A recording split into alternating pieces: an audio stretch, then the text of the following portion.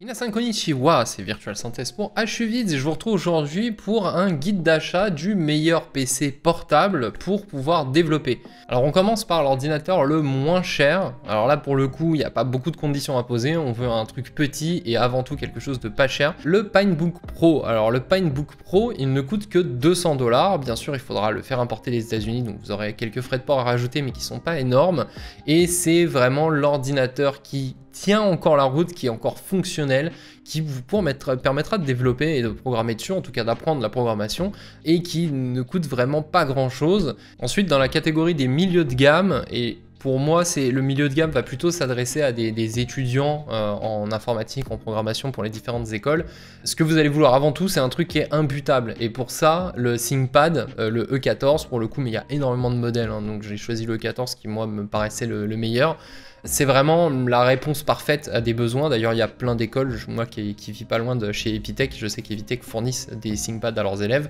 Alors c'est moche, mais c'est un peu lourd aussi pour ce que c'est, mais c'est littéralement imbutable. Il y a un très bon support client. Et en plus, c'est un clavier qui est éprouvé, enfin le toucher du clavier, il y a beaucoup de gens qui l'apprécient. Moi, j'avoue qu'une fois que je me suis habitué à ce clavier-là, je l'ai beaucoup aimé.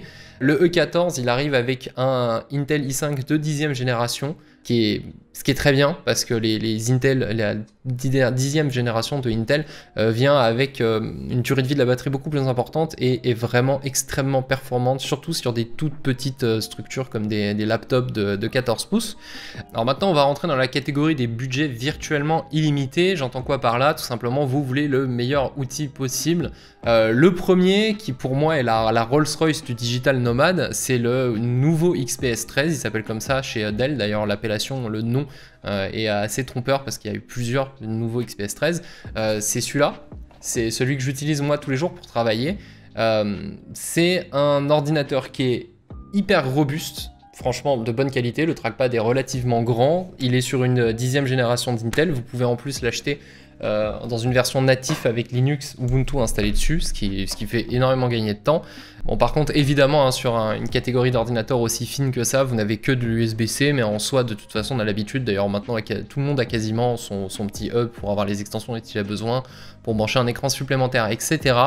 Alors ensuite, un ordinateur qui est assez connu chez les gamers et que moi je vous recommanderais si vous avez besoin quand même de faire du développement de jeux vidéo et que vous avez potentiellement de temps en temps quand même besoin sur votre ordinateur portable de pouvoir ouvrir ne serait-ce que des assets 3D, des trucs un peu lourds genre du Maya, etc. Le Razer Blade 13 pouces qui est en plus le Razer Blade Stealth 13 qui en plus a sorti sa version mise à jour sur la 10e génération d'Intel récemment, bah, vous bénéficiez d'une vraie carte graphique dédiée dans un ordinateur qui pourtant est relativement fin, il fait moins de 2 kg, ce qui est vraiment pas mal. Et le trackpad hein, sur le Razer Blade est réputé comme, et pour l'avoir essayé j'ai vraiment kiffé, est réputé comme étant un des meilleurs trackpads du marché en dehors du trackpad des Mac.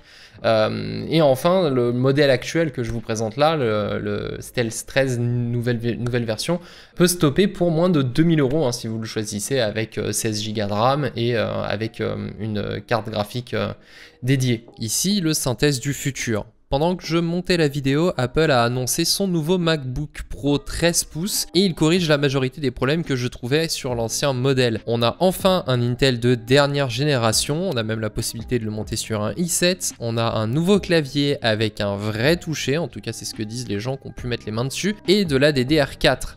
Reste quand même bien sûr la galère pour faire tourner Linux sur un Mac, mais au moins c'est un portable qui sur le papier est tout à fait décent pour un usage professionnel. Si c'est du Apple, vous aurez quand même un périphérique plus robuste avec un très bon trackpad, une très bonne batterie et un très bon service client. Ça reste quand même un choix très adapté pour un usage professionnel. Merci à Apple de s'être enfin réveillé après tant d'années à complètement pourrir le segment des MacBook Pro et nous proposer enfin un produit de qualité pour des professionnels. Voilà, c'est déjà tout pour cette vidéo, j'espère qu'elle vous a plu. N'hésitez pas à laisser un pouce bleu si vous l'avez apprécié, ça permet en plus d'aider un peu la chaîne. N'oubliez pas bien sûr de vous abonner à la chaîne et de cliquer sur la cloche pour ne pas rater les prochaines vidéos. Si vous voulez me retrouver en live coding, vous pouvez me suivre sur Twitch, vous avez le lien dans la description de la vidéo. Je fais du live coding, on discute de techno, on apprend des choses ensemble, etc. Jusque là, je vous souhaite une excellente journée, prenez soin de vous et de votre entourage et je vous dis à très bientôt. Salut!